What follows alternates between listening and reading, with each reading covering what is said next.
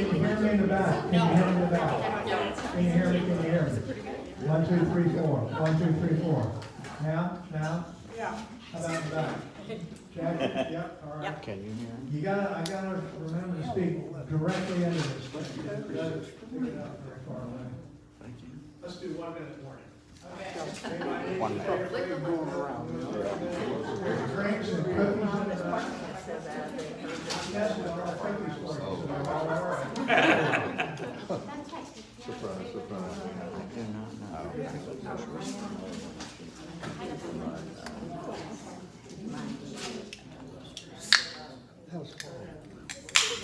What about the show? What did he say? He went on from that tire about pigeons and strong on the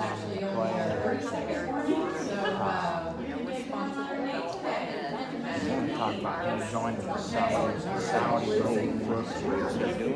No, he was doing it. He thought he was doing it to. Welcome to our first speaker event series for 2022. I'm the executive director, Christy Grieger, and this is our annual membership meeting, and we'll be announcing our 2022 slate to you guys as well. And we're so happy to start off the year with honoring our roots today with a presentation from our own Rick Baldwin on the early years of Winter Park. So it's great to see everybody today. It's good to see faces again, and we're excited to do some more in-person programming that we're going to bring to you guys this year. So a few of the things that we're going to do, we're going to be doing trivia nights. We're going to be doing a spring trivia night and a fall trivia night, as well as we're going to be doing some mixer nights at the museum for members. And we've also recently broadcast a podcast called A Stroll Down Park Avenue. And that features different conversations with Winter Park residents, basically on historic places or events or stories of their lives growing up in Winter Park. So we hope you'll tune into those as we release those. And then the other thing we have going on currently, our exhibit is on the first 50 years of Rollins College. So it's a remarkable story of the first 50 years. And if you haven't gone by to see the exhibit, we hope you stop in and maybe take a walk over after this if you'd like, and stop in and check it out. So in a moment, I'm going to have one of our board members, Betsy Owens, come up and read the slate. But first, I would like to thank her for all she does for our board and for me personally as a new director. She's one of the most authentic, well-respected, and funny people I know. And her guidance and her perspective have really been a compass for us at the History Museum. So I deeply respect her opinions, her historic contributions, and her passion for historic preservation. So she's a tremendous asset to our board, to myself, and to our community. So Betsy, come on up and read our slate.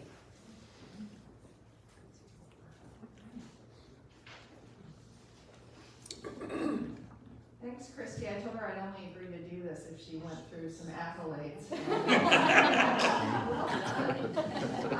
Looking around the room, it occurs to me how many folks who are here today have served on our board over the years. And so I want to thank those of you who have for shepherding this organization and its important mission for so many years. And I'm pleased to report that as a 4 or 5 year board member now, I can report it's in very good hands under Christy's leadership and with the current board slate, which I understand we're not electing these, we've already elected these folks, I'm just announcing them. So they are President Paul Twyford. Paul, you want to wave?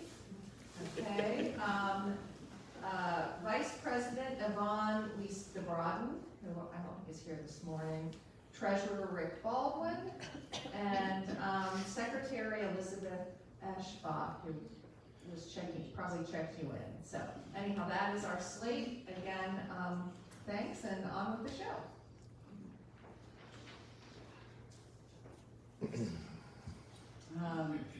So yeah, we're really lucky to have such a wonderful board, and it's great to have Paul in our audience and Elizabeth supporting. And I also want to thank our staff. Linda Kuhlman, she's our archivist and lead writer. We also have Deborah Burgess, who's our executive assistant, and in the back we have our Rollins intern, Genevieve. So we're a great team, and we love what we do. We love being able to share history, and to us it's kind of a joy and not a job. So we're all very fortunate. We're happy to do these things. So I wanted to share also my thanks to and appreciation for our presenter today, Rick Baldwin. So Rick served on our board since 2020, and we're really grateful that he serves as our treasurer as well. And I got to know Rick a little bit while I was the administrative assistant before I became director. And at the time I was putting my name in for the hat for the director position, my dad died. And my dad was a great businessman. And I always looked to him for advice, and he was my go-to person. And I would call him and I would say, Dad, what do you think about this? Or Dad, what do you think about that? And he had dementia, so it was really kind of sad for me over the years that I lost being able to have that person to go to. And so when I became director, I found myself calling Rick. And I'd say, hey, Rick, what do you think about this? What do you think about that? And over time, he just really become such a valued mentor and friend to me. And Rick, he brings such great expertise, confidence, and big thinking to our board, and his opinions are just so highly respected amongst all of us. And if Rick thinks it's a good idea, then it's a good idea. And That's dangerous. And like Betsy, Rick brings a great sense of humor everywhere he goes, and he probably serves on every board in Central Florida, and I suspect that they all kind of feel the same way about Rick as we do. So, and it's also no surprise that Rick was named the Lydia Gardner Citizen of the Year by the Winter Park Chamber last year. Rick's family's been rooted in Winter Park almost 100 years. They came in 1923. His grandfather had started Baldwin Hardware right on Park Avenue in the 20s. He's a Winter Park native, schooled here, business here, raised his family here. And Rick lights up when he talks about history, and it's a natural for him to be able to share this curated presentation of the early years of Winter Park. Take it away.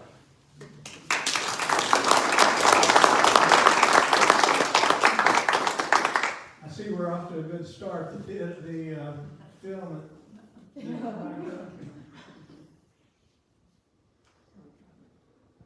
There we go. All right. Betsy, by the way, her grandfather was James Gamble Rogers, the most famous architect in Winter Park. And so she's an important part of the history of this community, and it's a pleasure serving with her. Before I start and talk about the history, I want to read two quotes. You know, knowing something about history allows us to make better decisions in the future, because we can see what went wrong, what went right, and hopefully make better plans in the future. We try to teach our children that anyway. And so I want to read a couple historic quotes. The first one's from Martin Luther King. He said, "We're not makers of history, we are made by history." The second one is from John F. Kennedy. He said, "History is a relentless master. It has no present, only the past, rushing into the future. To try to hold fast is to be swept aside." And as you know, the present is only a moment. And so we do have to be mindful of what's going to happen next. Now, I want to talk a little bit about the foundational events that gave rise to this city actually being located here. Talk a little bit about history. Talk about some of the places, some of the people that were involved with the establishment of the city. And at the end, I've got one quick story. And it's about how the town, or how Aloma Avenue got named. And of course, none of us have ever heard that word anywhere else. So it has an interesting history. So let's talk about some of the foundational things that occurred that gave rise to this place getting here. In 1513, a guy named Juan Ponce de Leon was dispatched by the King of Spain to find the new country to the north. They didn't know if it was an island or what it was. So he sailed north, and they got into Gulf Stream. They came up from San Juan, got into Gulf Stream, went about halfway up the state, and came in at the inlet between Daytona and New Smyrna. Interestingly, now, of course, it's the Ponce de Leon Inlet. They went in and camped in what is now Port Orange, and they stuck a flag in the ground that had the Spanish flag on it, stuck a stake in the ground with the Spanish flag. They named the place La Florida, and he declared it to be a territory of Spain. And historians today believe He never went to a place called St. Augustine, and he definitely never heard of something called the Fountain of Youth. The promoters built that. 1821, Florida becomes a state. It fit better with the United States than it did with Spain, so they made a deal for $5 million. They bought it, and La Florida meant the flower. And in the beginning, they bought it, they couldn't manage it, but by 1824, they began to manage it. And there were two towns. There was St. Augustine, Jacksonville, Pensacola out west, and they decided to establish a territorial capital. So they picked a little town right in between, named it Tallahassee. And of course, everybody today wonders, why in the world is the capital of the state way up there when all of us live way down here? Well, that's the reason. In those years, it was right there. The Army then in that year began building forts, and they were much like the forts you see in the cowboy movies out west, and the settlers would kind of follow them, build their houses in the shadow of the fort, and then if there was danger, they could run into the fort for protection, and that's how Florida began to gradually grow south. A big thing is in 1840, the Industrial Revolution was ending in the United States, and the inventions that were established during the Industrial Revolution gave rise to places like Winter Park, and the biggie deal of all was the transition from horsepower to steam power. If you wanted to live in New York, wanted to go to California or go to Florida, you had to get in the back of a covered wagon or get on a sailing ship. The Industrial Revolution changed everything. They began industrial manufacturing as well, producing train tracks that the train runs on, clothes, shoes, things that you just couldn't get before that. You had to make them out of buckskin out on the farm. So that was a big determinant of what happened in the future. 1845, we became the 27th state. They estimated there was about 66,000 people. By then, we were admitted as a slave state, and they admitted them two at a time, free state and slave state. Iowa was admitted opposite Florida. You come on down in 1861, Florida secedes from the Union on a 62-7 vote, and they were readmitted to the Union in 1868. The 1870s, this was big for Winter Park. Northern cities became populated after the Civil War. They were a good place to live, except the places were filthy. The streets were filthy, disease was everywhere, there was no antibiotics, there was no dumpsters, no garbage trucks. People just dumped their trash in the street. And if you lived in a house in the winter, you probably had to build a fire, smoke up the house. If you lived in an apartment in New York, you probably had a kerosene heater in the corner. And by the time people got to be about 40 years old, guess what? They couldn't breathe. And they went to the doctor, and again, there was no treatments really. And the doctor's general advice would be, if you can afford to, go to Florida for the winter.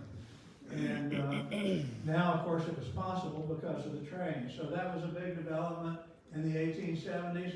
Go to 1879, the railroad track was extended from Jacksonville to Sanford, and then extended on down from Sanford to Orlando in 1880. And that gave rise to the development of Winter Park with Oliver Chapman and Loring Chase, 600 acres of high dry land. And darn if a railroad didn't run right through the middle of it. And they said, I bet we can sell that place. And any date, doesn't matter when it was, and it occurs today, every day. It takes two things to have a successful business venture. You got to have somebody that knows what they're doing. Somebody that knows what they're doing and has expertise. They say you always hire somebody who already knows already knows how to do what you need to have done. The other thing you need is money. So you got to partner those two all the time, and that's going to show up in this little presentation as well. Here's the United States in 1821. There was 22 states, and you can see that Florida clearly belonged with the United States instead of Spain. And there were about 66,000 residents, they thought. And in 1845, when it became a state. And in 1861, this is an interesting stat to me, when Florida seceded from the Union, the population had increased to about 140,000 people. And 63,000 of them were enslaved people. That was in 1861. Here we go. This is really looking at it starting about 1824 and going forward. They set up what they call administrative subdivisions. You can see they're colored. And this Pensacola, this is Jacksonville, St. Augustine, and Tallahassee's right in between. This was called Mosquito County. And the county seat was Enterprise, which is on the north shore of Lake Monroe. And it went from St. Johns County all the way down to Palm Beach County, came up, grabbed part of Polk County, Seminole, Orange, Osceola, and we, of course, were located in the middle of what became Orange County. And when we bought the land in 1821, there was a lot of Spanish people living here, and mostly they just stayed on. They did not leave, so there's a lot of towns in Florida that you see now that have Spanish names to them, and that's because they originally were related to the people that came from Spain. So in 1838, they built a fort at Monroe, called Fort Monroe, right at Sanford on the south shore of Lake Monroe. And I'm confused, Fort Mellon on the south shore of Lake Monroe. And of course that kind of left Enterprise in the dust. And then in 1838 they built Fort Maitland right up the street and Fort Gatlin down in Orlando. And everything began to change and the settlers began to move south. This was called hostile territory, Indian territory. In 1842 they had the last Seminole War and the U.S. Army defeated the Seminoles. They were never quite sure about how many indigenous people there were. They guess about 10,000, but the indigenous people were somewhat itinerant. They moved around with the season some, and they were illiterate, so they didn't keep any records. But they were guessing that there was about 3,000 people living in there, and the Army killed some of them in fighting and then gathered the rest of them up. And they marched into Oklahoma on something called the Trail of Tears. Most of you remember that. And they say well over half of them died on the walk going out there. And if they stumbled down, they were pretty much left behind. And so that's kind of what it looked like in those early years. Now, let's get local. The first people we know of to live here were David Mizell. He came here in 1858, lived out on the east end of Lake Virginia. He and his wife had 9 children, and we, of course, have Lake Mizell Avenue now, and we remember them. And they were part of the foundation of the greater community. He turned out to be the first chairman of the Orange County Board of Commissioners. His son, David Mizell Jr., was the first sheriff of Orange County, and another son, John, was a county judge in Orange County in the very early years. William Comstock went to the doctor and couldn't breathe, and the guy said, you better move to Florida. And he was a very successful grain trader in Chicago. He went on and was elected to be president of the Chicago Board of Trade in 1874. He held that post all the way to 1924 when he died down here in Florida. And he and his wife were very community-minded people. They were some of the first patrons of the Winter Park Library. Later on, he was an original trustee of Rollins College. And one of the reasons we remember them today is because their house is the oldest house in town. It was named East Bank, out on the east side of, right on the Alligator Cove on the east side of Lake Osceola. There it is today. If you drive down Bonita Drive off of Palmer, get down to the bottom of the hill, it'll be right on the right, and it's still occupied, and so that's East Bank. Now, let's talk about the actual development of the town. This is Oliver Chapman on the left. He was a wealthy man, and they say, some things are still true. They say if you want to get wealthy in the United States, the best way to do it is to select wealthy parents. He did that, and his grandfather was one of the original investors in the Union Pacific Railroad. It came down a couple generations. He heard it was healthier to live in Florida, and he and his wife and children were living in Florida, in Mount Plymouth, just north of Apopka.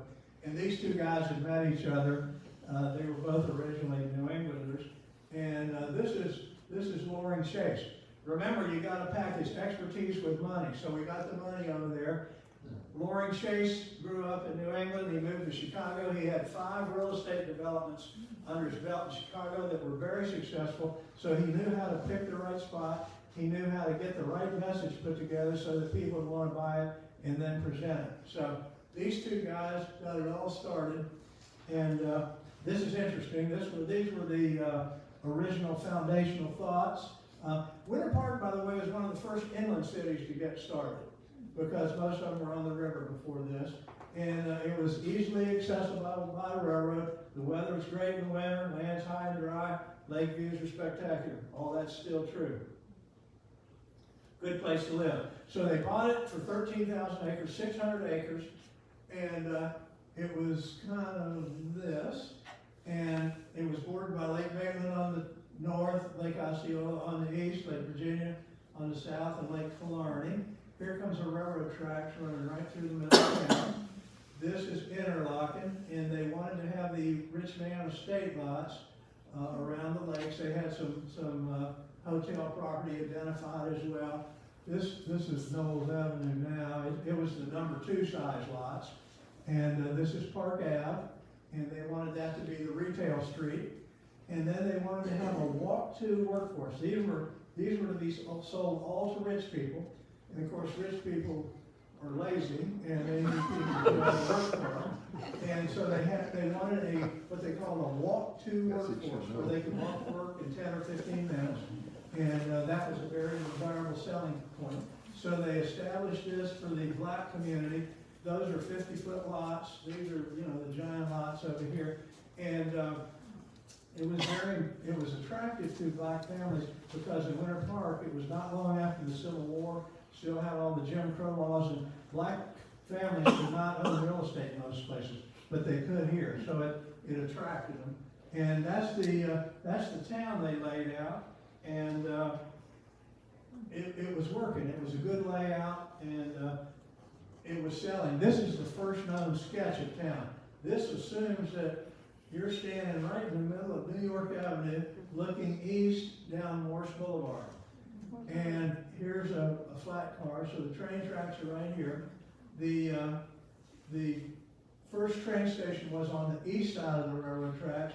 That was the first building built. That was built with Chapman's money, and it was a nice building. This is Ergood's store. I'm going to show you this again. It's Blue Mercury now, but it's the same building. And this was literally the center of town. Remember, they had dry goods for sale. You could go into a store and buy clothes and whatnot. So they had Ergood's store. Up top, they had the business of the partnership was conducted there. If you wanted to buy a lot, you'd have to go up there and get it. They had school classes for the children up there. On Saturday night, they had dances upstairs, and on Sunday, they had 3 Sunday school classes. They had Methodist, Congregational, and Episcopal, and those gave rise to the First Methodist, First Congregational, and All Saints Episcopal churches. That was all in Ergood's store. This was Ladd's store, and I'm going to show you, they built a rooming house just down the street. You had to have a place for people to stay if you came to town. So there's the train station. The people in those days, train travel was a formal event. So the gentlemen wore their suits and their shirts, and they never took their jackets off. And they wanted, the ladies wore their dresses, so they wanted the people that greeted the train coming in to look similarly. So they had people dressed, they had porters to unload the baggage, and they thought this was their opportunity to make a really good first impression. And they did it right there at the train station by building that train station and dressing the help correctly. There's Blue Mercury. That's Park at Morse, and that old wood frame building right underneath that thing. You can't see it now. Now, go on down Morse Boulevard to the lake, and on the right is where the Rogers house was. They finished that thing in 1882. Imagine now, they bought this land midway through 1881, and they got to get these buildings built fast. How do you get a building like that built by April 1882 when all the lumber has to be cut on site? There were no windows, no doors. You know, I don't know how they got it done, but they did get it done. And one of the things we remember about this house is that it finished up in April 1882, and they decided to have a little dinner to celebrate the opening of the boarding house. And Oliver Chapman came, and Loring Chase came. They brought their families. Albert and Abby Rogers were the proprietors, and their kids came. And before they sat down to eat, they raised a glass and they saluted. This is going to be the beginning of a little town to be called Winter Park. And some 100 and something years later, when the city fathers were trying to decide what place and what date did the town actually begin, they went back to that little dinner in April 1882 at the Rogers house. So we remember that. It was replaced in 1916, and this shot's in 1930. That's the Virginia Inn. It went all the way to 1966. Now it's a cloistered residential condominium in Welbourne, Virginia. And when people got off the train, I want you to read this, they gave them a little sales brochure. This is what they told them. And you know that every bit of that is true. There's constantly cool breezes. It seldom rains. And why wouldn't you want to move to a place where you never get diarrhea? Yeah. So there's now, so they bought the dirt in 1881. They got those buildings built. By 1882, it's going well. They're starting to get people coming to town, getting a little bit of a brand going. But they needed a different level of expertise, and they needed more money to re-energize the project. So Loring Chase identified this guy, Frederick Lyman, who had entrepreneurial skills. He was Chase was a real estate developer. He didn't know about this part. So he identified this guy. They did a little reboot. They put in a new chief executive officer, and they brought in some more money. And Frederick Lyman is the guy that had the connections to bring in the more money. And Oliver Chapman had put up, they think he had invested about $22,000. 3 years later, they handed him a check for $40,000, and he happily left town. And Loring Chase stayed on. He was a minority shareholder in the new company, and he served as the vice president. And so there's the guy that breathed energy into it. And their business plan was to do a couple of things. They were going to put in a big, nice hotel. Number two, they were going to get an institution of higher learning here in town, a college. And number three, they were going to get a church. They felt like they needed those amenities in order to take the town to the next phase. So this guy had the connections to get that done.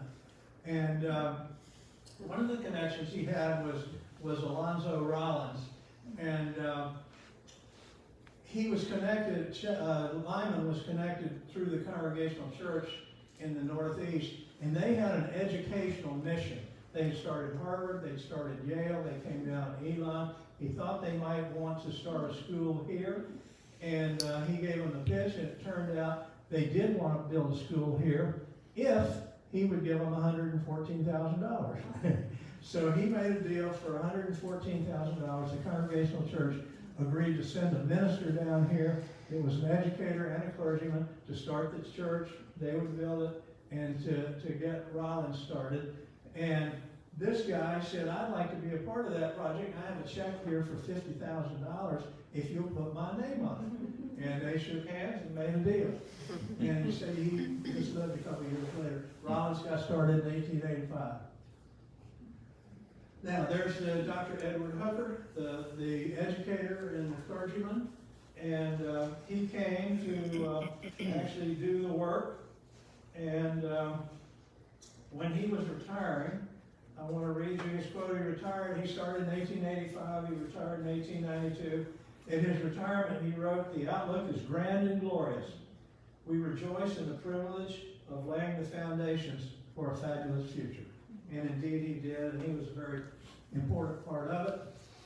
Here's a guy with more money. Remember, the Industrial Revolution made manufacturing possible. He owned a company in Boston that made the uniforms for the Union Army. He got pretty wealthy doing that. When the Civil War ended, he became commercial manufacturing for clothing for civilians, and went very well. He made a lot of money, and mechanically what they've done, they had the Chase and Chapman partnership, and then Mr. Lyman started a new corporation called the Winter Park Company. And so these guys bought shares in the Winter Park Company, and the Winter Park Company actually paid the money to the church, collected money from Alonzo Rollins, collected money from this guy, but in addition to his equity position, he loaned them $150,000 to build the Seminole Hotel, and that got going. We'll talk more about that. That opened up January 1, 1886. So Francis Knowles was a key player in the equation here, and he went ahead. He died in 1990, but he was an important, involved man before that. Next comes Francis Knowles, and the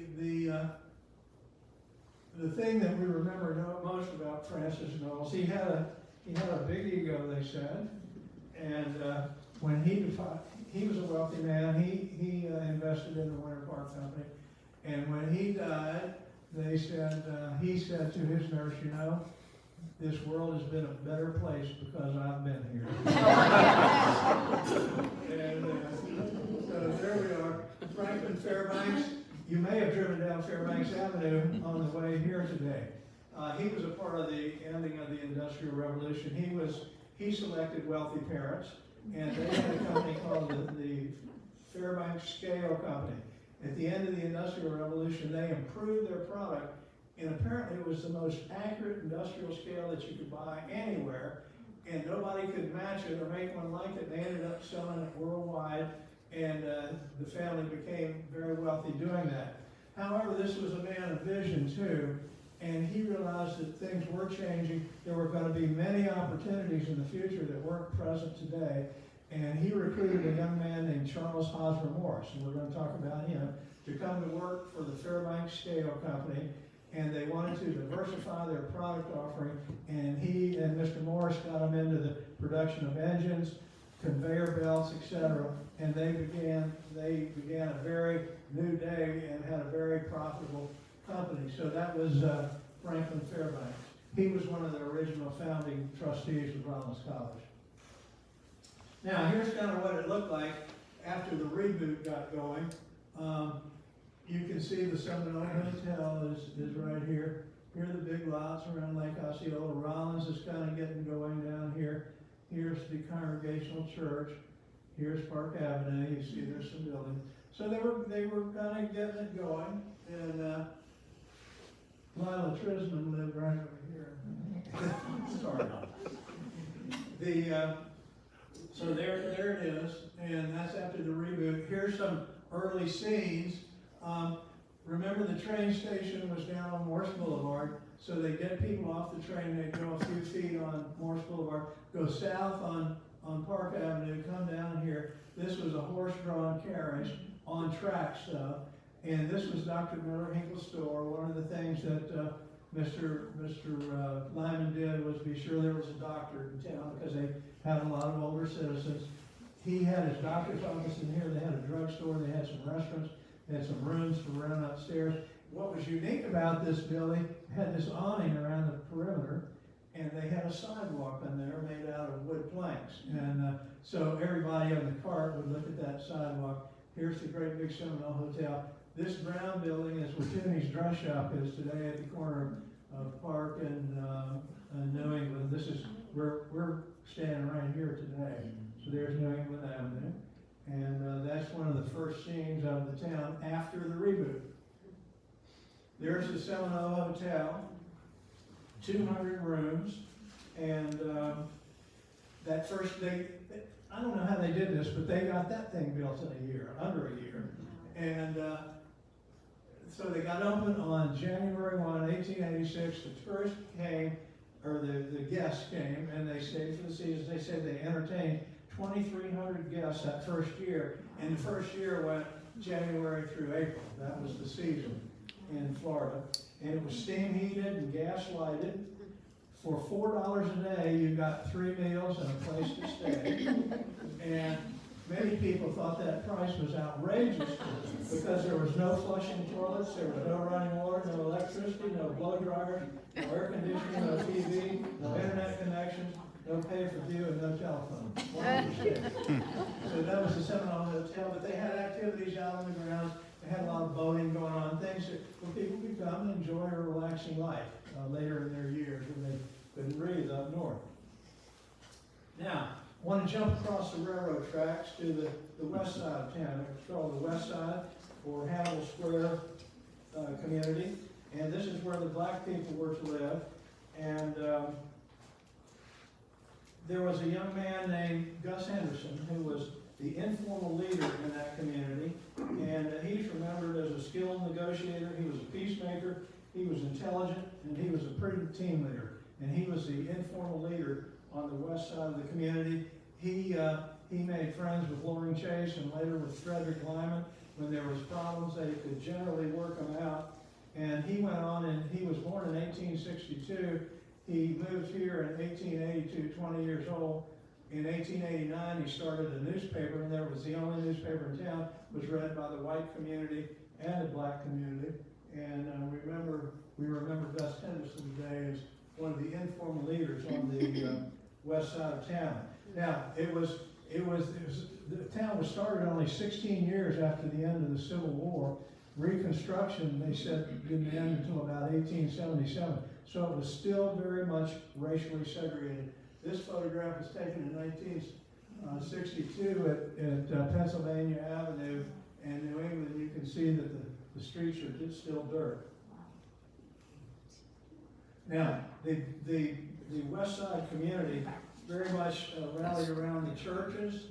This is Mount Moriah. Ward Chapel's just down the street. They would be there all day on Sundays, and the children got to know each other. They bonded as friends and trusted relatives, and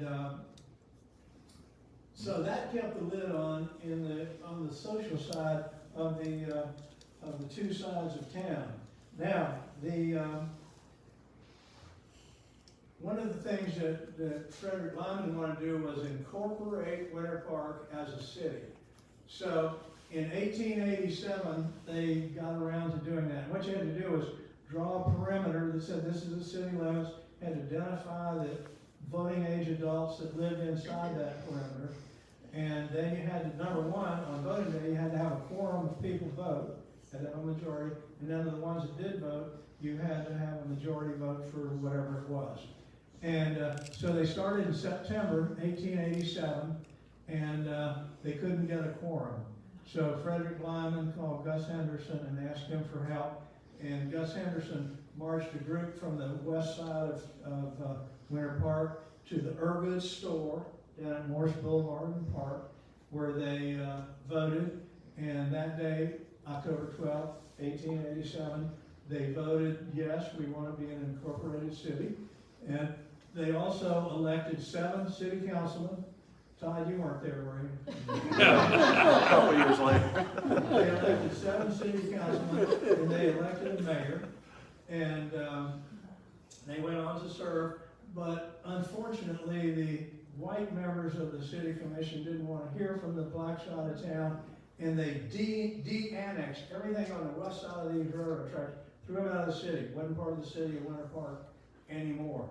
And they were not re-annexed until 1923. One of the sad parts of our history. We hate remembering it. Thankfully, we have the Hannibal Square Heritage Center now, and they are preserving the memories of the people that started here. A lot of photographs, a lot of stories, a lot of memorabilia, and we're thankful to preserve that part of our past because it, of course, is a very important part of our past. Now, the city went well, all the way to Christmas time, 1895. And you remember, we had freezes and then we'd have hard freezes. And when you had a freeze, the grass would get burned and the leaves would die.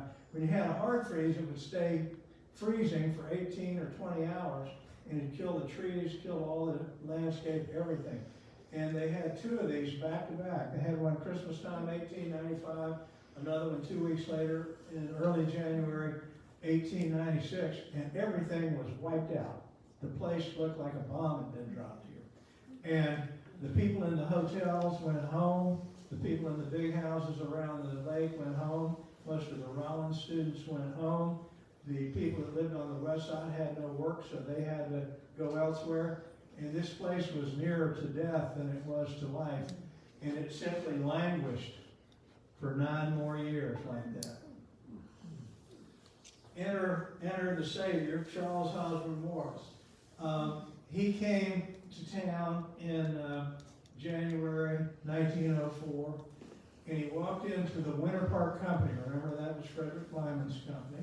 Walked into the Winter Park Company. The agent on duty was a man named Harold Anson Ward, and he knew everything about the town. He had been born in 1887, so that year he was just 25 years old or so. And he knew everything about the town, how it started, etc. And he and Mr. Morris, of course, were acquainted. And Mr. Morris is said to have asked him, Mr. Ward, what could we do to breathe life back into this little town? It's a beautiful spot, and the railroad runs right through the middle of town. And so Mr. Ward said he'd think about it, come back tomorrow and let's talk. And again, you package up money with know-how. So the next day they shook hands and made a deal. That's Harold Anson Ward. His grandson, his father was Charles Hezekiah Ward, came here in 1888, brought Harold with him, and he lived his whole life here. And he was a man that knew how to do things. So with Mr. Morris's money, Mr. Ward injected substantial amounts of thoughtful judgment, strategic energy, local know-how. He went on to serve as the city's tax collector, as the city clerk, as an alderman, and ultimately as the city's mayor. So this guy was an important part of our history. So new life did come back, and together they replanted the citrus groves, they created many new jobs, they donated and opened the golf course, they gave the land for the Winter Park Women's Club. Who's here today? There you go. 100 years coming right up, okay. Gave the land for the Winter Park Women's Club, for the Congregational Church, for the public library. They negotiated with hoteliers. They financed retail stores. They conservatively managed the affairs of the city. They bought additional land and expanded the Winter Park footprint. And they otherwise breathed new life, vitality, excitement, and purpose into this little gem once again. And Mr. Ward and Mr. Charles Hosmer Morris did that together. Now, we jump ahead. Mr. Morris's daughter was Elizabeth Morris Genius. She built a house and named it Windsong out on the east side of Lake Virginia. And of course the Windsong development there, but the Windsong big house is there still. And she was an artist, and she studied art at Rollins when they were here for the winters. And she ended up marrying her professor, Hugh McCain. Again, this packages up some money with some expertise, and together they worked very hard to improve the quality of this town, and it had a cultural and artistic component to it that just would not have otherwise been present. So Jeanette and Hugh worked very hard at Rollins. They had their own personal art collection. In 1955, they opened a museum down on Welbourne Avenue near the Congregational Church and displayed the art. My wife was one of his docents. I remember hearing him lecture, and he showed us around. He was very proud of it. And an interesting thing happened. He was the president of Rollins from 1951 until 1969. And later on, he was very involved with the museum after his retirement. And In 1957, a big event happened in a place called Oyster Bay, Long Island, New York, in a place called Warrenton Hall. Louis Comfort Tiffany was the son of the famous jeweler on Fifth Avenue in Winter Park. Tiffany jewels were the thing you needed to have if you wanted a piece of good jewelry. They were wealthy, they were famous. He didn't want to join the family business though. So he started his own, he bought an 850-acre estate from the Laurelton Hotel. He built an 84-room mansion on it. Most of those 84 rooms were workshops and studios, and they produced art to order. And they became a big manufacturer of art. And he died in 1933. In 1957, the place had become run down, and the mansion house actually caught on fire and was mostly destroyed. And Hugh and Jeanette McCain went up there and bought every piece of Tiffany glass, Tiffany art that they could find, and brought it back to Winter Park, Florida. And of course, they had a large collection of it, and what do you do with all that? So they began planning what they might do with it. They had leaded glass windows, they had mosaics, they had lighting, they had glass pottery, metalwork, enamels, jewelry, and interior materials. And they brought it all back down here, and they began to display it at the little museum, but I guess their health began to run out. She died in 1989, he died in 1995, and in 2000, the heirs and the trustees of the museum continued their legacy and the financial legacy of Mr. Morris to make this a culturally and artistically attractive little town. And so they built that museum. The Stebbins collection was just added. If you haven't been there, you need to get down and see some of this stuff. My favorite piece is the chapel interior from the 1893 World's Fair, and it's just magnificent. And so the vision that came from Mr. Morris and Mr. Ward, carried on through and modified by Mr. and Mrs. McCain, has been carried on. Lila and Ann Sauerland are here today. They're trustees of the museum, and they have continued to build on that foundation. And if like I do, you like going to the Christmas in the Park, seeing that Tiffany glass displayed, hearing the Bach choir sing, none of that's free. It happens because of these people, and we tip the hat to you, Ann and Lila. Thank you for continuing the work. And so that's one of the treasures of our town. Rollins at one end of the street, this museum at the other end, the beautiful park in between, the retail shops, and there's the museum. Now, let's look at some real estate. What time is it? It is 12:56. Okay, 4 minutes. I say 4 minutes because she said she was going to get the hook. Let's look at some real estate. Here on North Parkland Avenue, 1913, first auto garage. There it is today. It's Prado and Kilwins, and right back where the grease rack was, they're cooking steaks right now. Look at this roof line. There it is today, Williams and Sonoma. There's a Shepherd's store at Morrison Park. This was Shepherd's Dry Goods. This was Bumby Hardware. They were there for about 50 years. Now it's Bosphorus, same building. There's, come on down the street, and there's Bob White's store. They had retail on the bottom. They had some of the early Rollins classes upstairs. They had some dormitory rooms up there. And that one's still the same building. There it is today, Beyond Park. There's Dr. Miller Hinkle's store. You can see the awning and the sidewalk a little bit. That's now the largest commercial building in town, nothing to do with Miller Hinkle's store. There's the old bank across the street, the 1917 Union State Bank.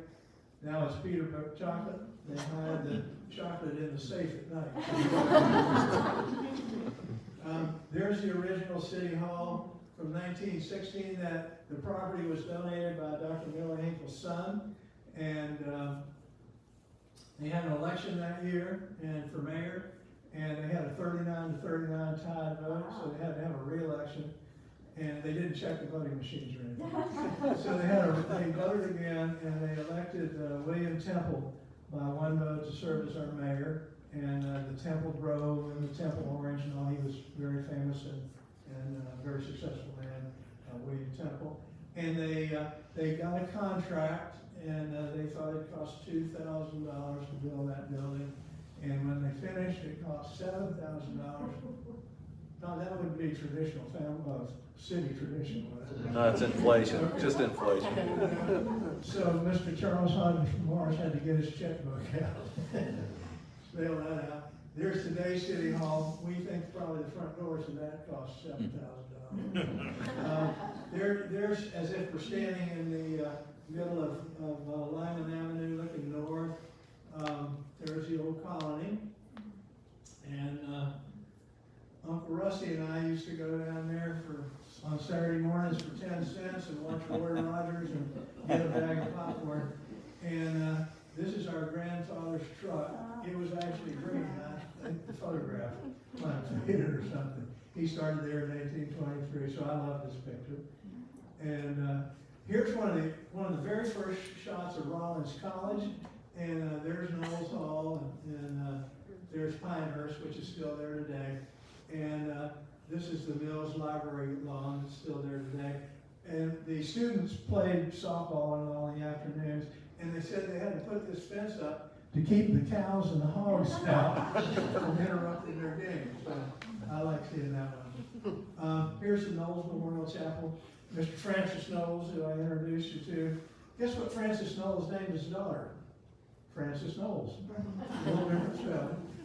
And in 1930, she gave the money for this, the Knowles Memorial Chapel, and I think it's probably the most remarkable landscape here in town.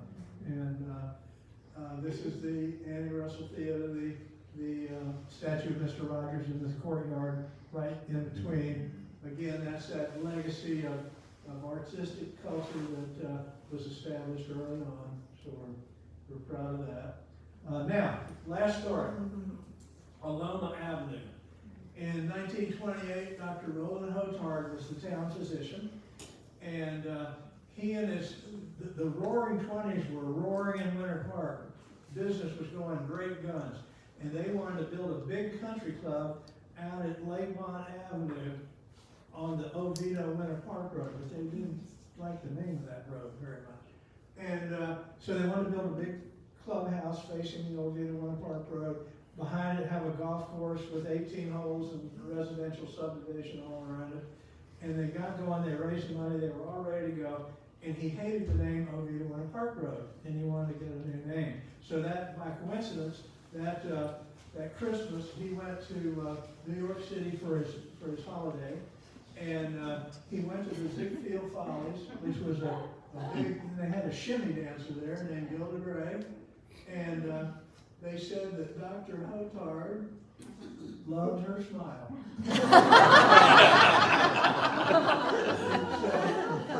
So, the whole way back home, he's got Gilda on his mind. He goes to the movie theater downtown Winter Park, and what's showing? But Aloma of the Seven Seas, starring Gilda Gray. And he went down to City Hall and he said, I believe this is inspiration coming from heaven. We should name the street Aloma Avenue. City Fathers agreed, and that's where Aloma Avenue. That's it.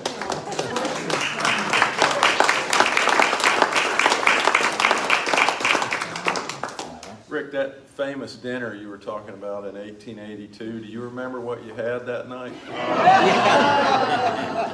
guess I had one coming. Yeah. Questions, thoughts? Yes, ma'am. Recently on eBay, they had for sale a milk bottle that was from Lake Montpelier.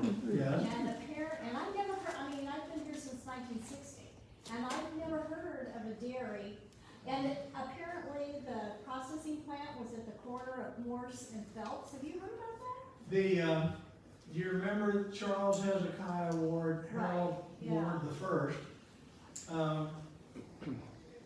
had a number of children. One of them was Carroll Ward, and they had the big Ward dairy out there. And where the football field, the Showalter field, that's all Right. called Ward Park, and Yeah. that's where the dairy was. That's cool. Yeah, That's yeah, cool. yeah, Thank you. yeah. What else? What else? Yes, sir. Can you talk about the airstrip that used to be on the east side of Yes, town? Howard Westwood Showalter moved here in 1918, I think, and they lived on Interlochen Avenue. And he had sold his coal mines in West Virginia for cash. He didn't know what to do with the money. It was the late 1920s, 1929. I think it was September. He didn't know what to do with the money, so he thought he'd buy gold bullion and just put it in a safe deposit box. And the next month, the whole stock market collapsed. Everything went to hell. And he didn't lose any of his money. His gold went up in value. He was finding it hard to breathe, moved down here to Florida. And he was a forward-looking man. You go into World War II, and it was clear that the way people traveled was going to get off the train and get on the plane. But these military pilots did not have commercial flying credentials. So he set up the Showalter field out there, and the entrance was right at, what's the entrance to Winter Park Pines, a little further out. And anyway, that's where the Showalter field was. And I never went out there and parked with my girlfriend. And there is one story, his son, Howard Showalter, father Bob, do y'all know Bob Showalter? He grew up here in town, and his dad worked there at the Showalter Flying Service, where they were training pilots. They ultimately went out to they were the FBO at the commercial field in Orlando. But they were over, Mrs. Showalter was lead. They were over at Smyrna Beach on a Saturday afternoon, had two children, Edie and Bob, and they're our age. And Mr. Showalter looked out beyond the breakers, and some kid was drowning out there. He swam out there, and the lifeguard saw it and came out with his float and got the kid up on the board, and he kind of forgot about Mr. Showalter, who actually drowned that day right out there.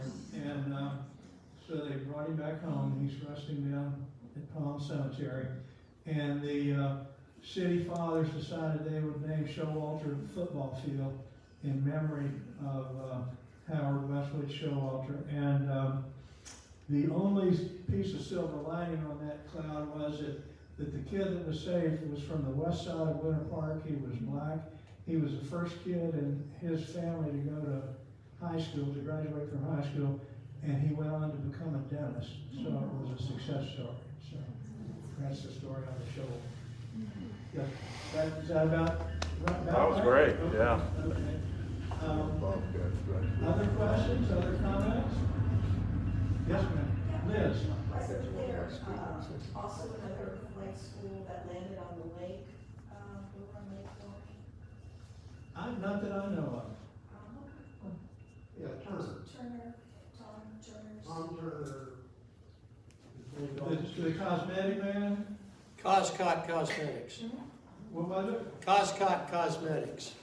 He lived over on Bear Gully. Yes. I'm trying, Glenn Turner. Glenn Turner. Yes, he had a guy in here. All right. I'll tell you one more story then, 30 seconds, and we'll get out of here.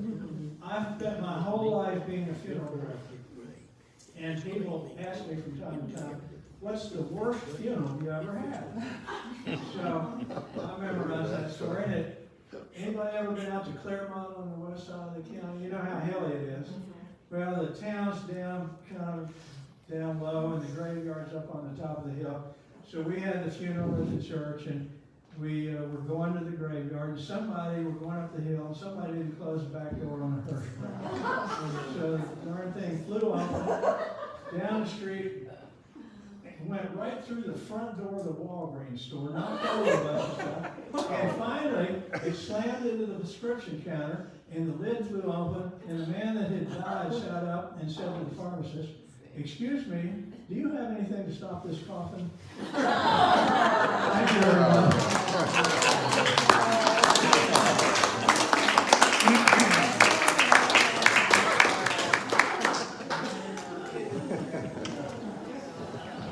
Y'all may not believe this, but I've never heard that one